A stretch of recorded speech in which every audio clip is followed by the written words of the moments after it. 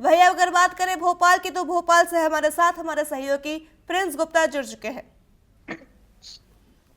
Prince, आपसे पूछना चाहेंगे, मुख्यमंत्री डॉक्टर मोहन यादव ने रायसेन एसपी को पुलिस हेडक्वार्टर में अटैच करने के निर्देश दिए हैं। क्या कुछ इस पर जानकारी निकलकर सामने आ रही है, और इसके साथ ही ऐसी कौन सी खबरें हैं जो आज दिन भर भोपाल में सुर्खियों में रहने वाली है?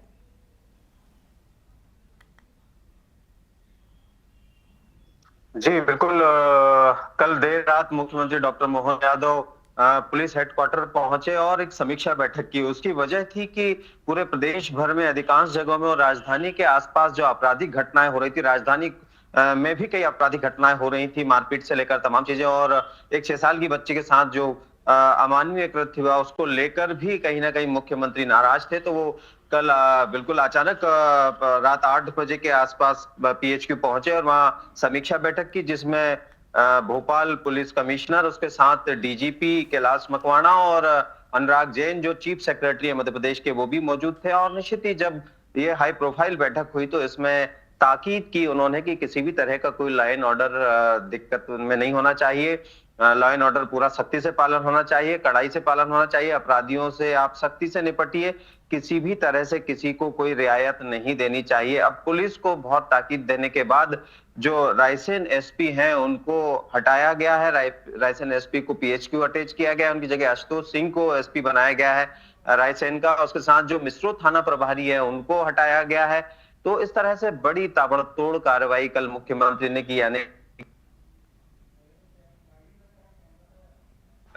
इस तरह से किसी भी बात को संज्ञान में लेते हैं तो कोई ना कोई बड़ा फैसला लेते हैं।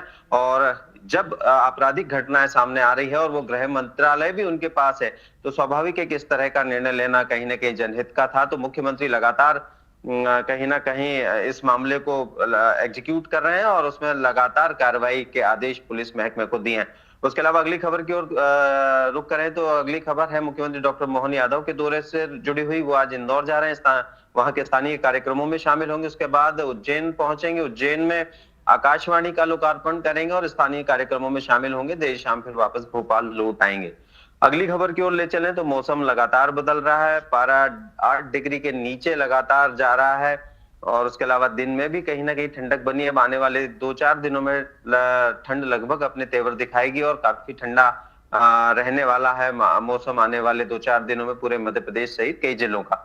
उसके अलावा अगली खबर की ओर ले चलूं तो सीहोर से है। सीहोर में वीआईटी कॉलेज में हड़कंप मच गया जब प्रदूषित खाना खाने से कई बच्चे बीमार हो गए और उसमें से कुछ बच्चों की मौत होना भी बताया जा रहा है। इसको बताया जा रहा है कि सूत्रों के हवाले से हम माने तो कुछ बच्चों की मौत भी हुई है, जिसको दबाने की कोशिश स्थानीय जो प्रशासन है कॉलेज का वो कोशिश कर रहा है।